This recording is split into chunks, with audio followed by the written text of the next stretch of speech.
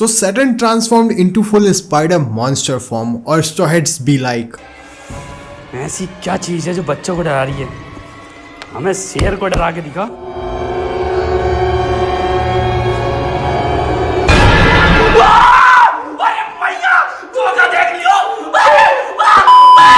So ladies and gentlemen, One Piece chapter 1108 is out and once again ओडाची ने एक और bomb फोड़ दिया है चैप्टर के लास्ट में और शायद वेगापंक मर चुका है आई गेस। No.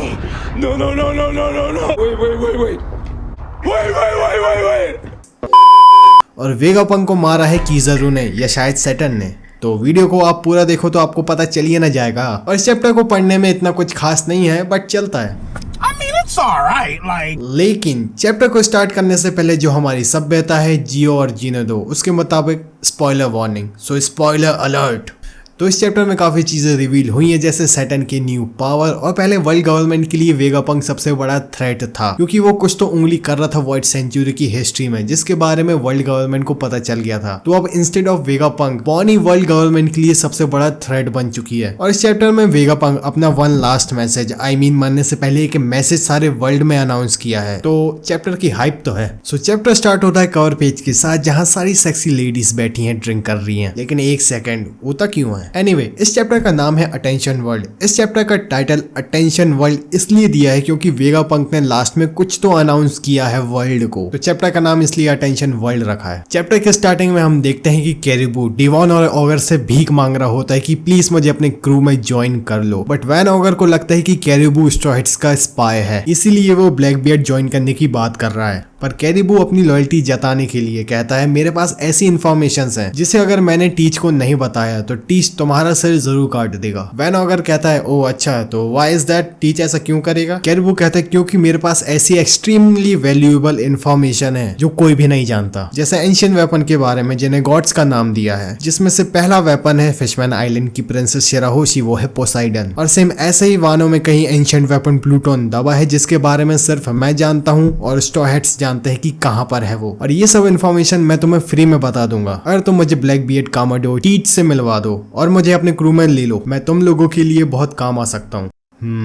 अब भाई तुम्हें याद होगा ये सेम चीज मैंने स्वयं अपनी डैडी प्रेडिक्शन हाकी से प्रेडिक्ट की थी पिछले वीडियो में कि कैरिबू ब्लैक बियर्ड को ज्वाइन करेगा तो सब कुछ इन्फॉर्मेशन बता देगा। वैसे ये बहुत कॉमन सी बात थी बट इसी बात में वाव कमेंट जरूर करना। इसके बाद हम देखते हैं कि पैसिफिस्ट मरीन के ऊपर अटैक कर रहे होते हैं एंड वहां पे जितने भी वाइस एडमिरल्स होते हैं वो सभी पैसिफिस्टा से परेशान हो जाते हैं। And vice admiral blue grass कहता है ये पैसिफिस्टा दिमाग का भाजी पाव कर रहे हैं, ये बीकेएल उल्टा मरीन के ऊपर हमला कर रहे हैं। ये सब देख के अपने को फ्रस्ट्रेशन हो रहा है। और वाइस एडमिरल हाउंड कहता है क्या हम इन पैसिफिस्टा और बस्टा कॉल को रोक नहीं सकते क्या? इसी पर वाइस एडमिरल लुलियोटिन जो भी नाम हो इसका कहता है कि वेगापंक ने खुद इन पैसिफिस्टा का कमांड उस पायरेट यानी ज्वेलरी बॉनी को दिया है तो हम चाहकर भी इन पैसिफिस्टा को रोक नहीं सकते हैं। वेगापंक ने अपने साथ गद्दारी की है पर हमें कैसे भी करके बॉनी को मारना पड़ेगा जिससे पैसिफिस्टा का कमांड वापस हमारी तरफ आ जाएगा। बट वाइस एडमिरल डोबरमैन कहता है अगर ऐसा है तो हम सब वाइस एडमिरल्स मिलके बॉनी को हंट करते हैं, वी मस्ट एलिमिनेट हर। पर इसी के बाद हम देखते हैं कि वाइस एडमिरल टोसा बॉनी और फ्रैंकी वाले ग्रुप के काफी करीब होता है और वो ट्रांसपॉन्डर स्नील से वाइस एडमिरल से बात करते हुए कहता है रोजर दैट इट्स टोसा।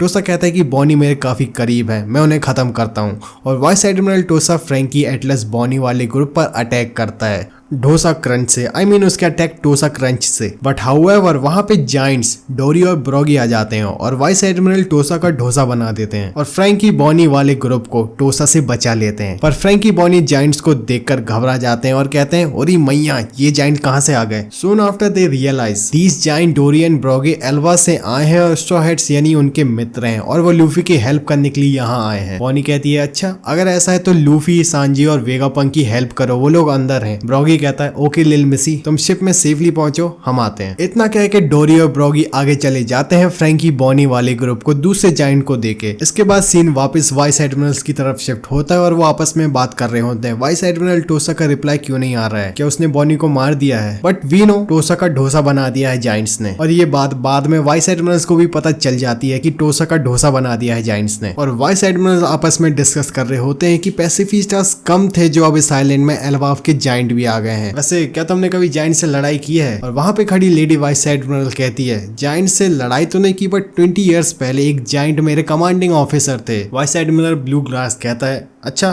तुम सोल की बात कर रही हो। नाउ सीन कंप्लीटली चेंज हो गया है। पिछले चैप्टर में लूफी ने जो अटैक किया था गामू गामू ने डॉन गेटलिंग, उसके डैमेज से सैटर्न दूर जाके गिरा था, तो अब सैटर्न वापस से अंदर आ गया है लड़ने के लिए। और इस बार सैटर्न कंप्लीटली एक ब्लैक जायंट स्पाइडर फॉर्म में ट्रांसफॉर्म हो गया है। अनलाइक पिछली बार वो सिर्फ आधा ट्रांसफॉर्म हुआ था और पिछले फॉर्म में उसके हैंड्स स्पाइडर लेग में कन्वर्ट नहीं हुए थे, बट इस बार उसके हैंड्स भी स्पाइडर लेग में ट्रांसफॉर्म हो गए हैं और वो थोड़ा यंग एज का भी दिख रहा है। और सैटर्न के सामने सांजी और लूफी खड़े हैं और वो वेगापंक से बात कर रहे हैं। वेगापंक, चल ब्रो यहाँ से निकलते हैं। वेगापंक कहता है मैं यहाँ से कहीं नहीं जा रहा हूँ, तुम लोग मुझे यहाँ पर छोड़ के चले जाओ, मैं यहाँ पे मरने के लिए डिसाइड कर चुका हूँ। और हाँ, तुम लोग बॉनी का ध्यान रखना क्योंकि वो पैसिफिस्टा को उसके विल के अकॉर्डिंग कमांड कर सकती है। ये बात सीक्रेट रहेगी पर उसका ध्यान रखना। और ये सब बात सुन के सैटर्न उनको घूर के देखता है और सांजी भी बिना डरे सैटर्न को देखता है। अब भले ही सांजी दिखा नहीं रहा है पर वो सैटर्न से अंदर ही अंदर डर रहा है क्योंकि सैटर्न कंप्लीटली एक ब्लैक स्पाइडर में ट्रांसफॉर्म हो चुका है और सांजी को सबसे ज्यादा डर स्पाइडर से ही लगता है। ये चीज हमने पहले भी देखी है। इसके बाद सैटर्न अपने वेनम डंक से लूफी के ऊपर अटैक करता है पर लूफी डॉज कर देता है एंड लूफी सांजी से कहता है कि सांजी ओल्ड मैन एप्पल को लेके चले जाए यहाँ से। पर लूफी इतना कहता ही है कि किज़ारू पीछे से आता है और सांजी के मुंह पे लात मार देता है और at the same time Vegapunk के ऊपर लेजर से अटैक कर देता है और वो लेजर लाइट अटैक वेगापंक के आर पार हो जाता है जिससे वेगापंक और बुरा डैमेज हो जाता है। एंड अब भाई मुझे नहीं लगता है कि वेगापंक अब जिंदा बचेगा, बट हाउएवर सांजी वापस से ओल्ड मैन एप्पल यानी वेगापंक को उठा के भाग जाता है और वेगापंक को इंजर्ड देख के अपना नीका गुस्से में सैटर्न और किज़ारू दोनों को एक एक हाथ से पकड़ लेता है और लूफी इतना गंदा पकड़ता है किज़ारू को, किज़ारू के मुंह से ब्लड बाहर आ जाता है। एंड अब जैसा कि वेगापंक अपनी आखिरी सांस से गिन रहा है पर एट द सेम टाइम मुस्कुराते हुए मरता है। ये देख के सांजी कहता है damn it, don't die on me Vegapunk. अब इसके बाद सब कुछ चेंज हो जाता है। हम देखते हैं कि एक रूम से automatic some kind of broadcasting शुरू हो जाती है। माइक चेक टेस्टिंग 1 2 3 और ये broadcasting throughout all the world announce हो रही होती है और मैसेज आता है attention world, hello there, this is doctor Vegapunk, the world greatest most humble scientific genius. मैं जानता हूँ ये सब सुन के तुम सब लोगों को शौक लगेगा पर मेरी बात ध्यान से सुनो। What I am about to tell you is the truth about this world। और इतने में हो जाता है हमारा चैप्टर खत्म यहाँ पर। बट इस चैप्टर में एक मूवमेंट बहुत ओपी लगा जब लूफी ने सिंगल हैंडली बोथ किज़ारू और सैटर्न को उनकी औकात दिखा दी एक एक हाथ से पकड़कर। आय हाय हाय। पर जो अनाउंसमेंट वेगापंक करने वाला है वो अनाउंसमेंट वर्ल्ड का तो नहीं पता पर वर्ल्ड गवर्नमेंट को सदमे में जरूर डाल देगी। बट मुझे लगता है कि वेगापंक सच में मर गया है और उसकी डेथ से ये ब्रॉडकास्टिंग ट्रिगर हुई है और शायद इसलिए वो आइलैंड में रह के मरना चाहता था। तो वेगापंक मरा है या नहीं उसके लिए एडवांस में RIP लिख देते हैं और मोए मोए कोई कमेंट नहीं करेगा, old man Apple is dead. तो बस यहाँ पे होता है वीडियो खत्म। एंड अगर ये वीडियो अच्छा लगा हो तो बी माय नाकामा टू बी कंटिन्यूड।